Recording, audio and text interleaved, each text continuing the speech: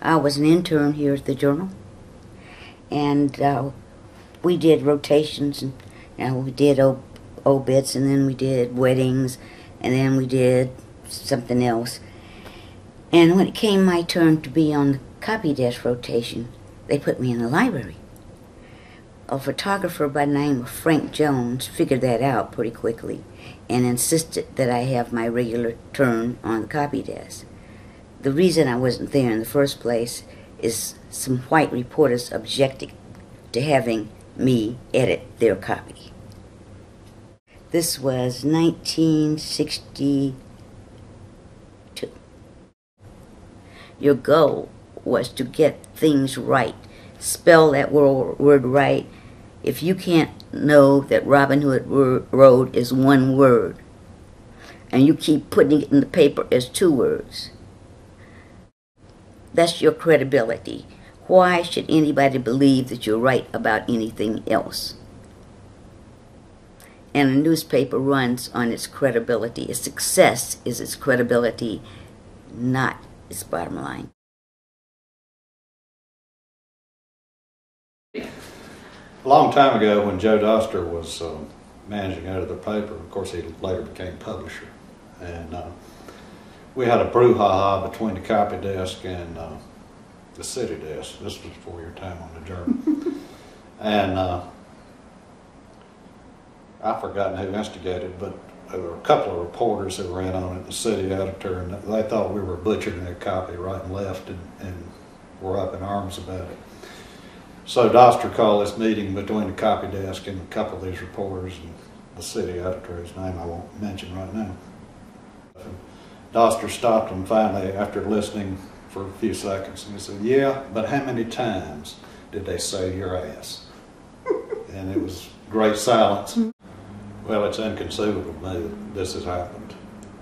I never thought I'd see the day that the Winston-Salem Journal or any other newspaper worth its salt would not have its own copy desk to dot the I's and cross the T's and recognize the names of streets in Winston-Salem and that kind of thing.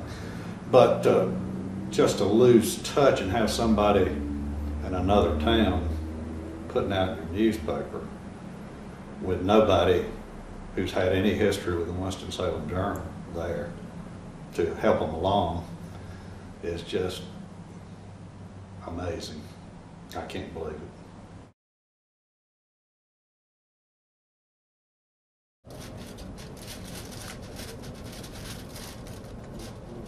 The ones I've worked on have been very close. One, you have a common experience. And the thing is, we understand some things that nobody else does. Usually, most of your coworkers do not have any idea what you do. They have a general idea. They know you write cut lines. They know you write a headline. They know you look for grammar and spelling. But the fine detail of what we do, they have no idea. It's inconceivable to me that a paper of our size, of any city, could lose its copy desk. Well, of course, I couldn't talk about every time they've saved my butt because we'd be here till, next year. But, I understand that they do so on a regular basis, that I would be a corrections machine if they weren't constantly bailing me out and finding the little things that I missed. And especially because, police reporting it's not a free-form style of writing the way some other kind of reporting is. It's very detail-oriented. You have to get your facts right. And they've just saved me a million times. I know that, even though they don't take pains to point it out every time. I know that they have saved me quite a bit. We are a source of local knowledge. We're not writing stories. We don't have bylines, but we are a set of ears in the community. We live in the community, and they're losing that. And I don't think they really appreciate what it means to have 15 additional people in the community as a set of ears. The idea that we are beefing up our local coverage through this move is a fallacy. They're doing just the opposite. The double blow was when we found out that Tampa was also going to be the center. So they were telling us they were consolidating the center in 2 cities, and that, of course, was a real betrayal.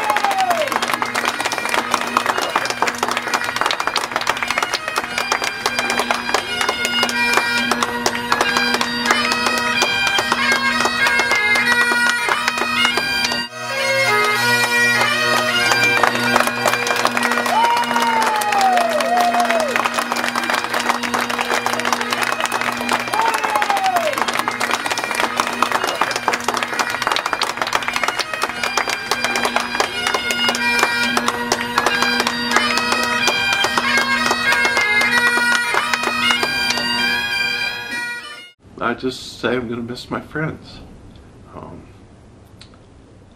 You're a good group of people, and one of my favorite movies is The Right Stuff. And there's a great scene where they're coming back in, and they're not sure if the shoot of the capsule's going to work. And the Hanks who plays Jim Lovell turns to the people in the ship with him and said, "Gentlemen, it's been an honor flying with you." And that's how I feel about you all. It's been an honor, a real honor. Thank you very much.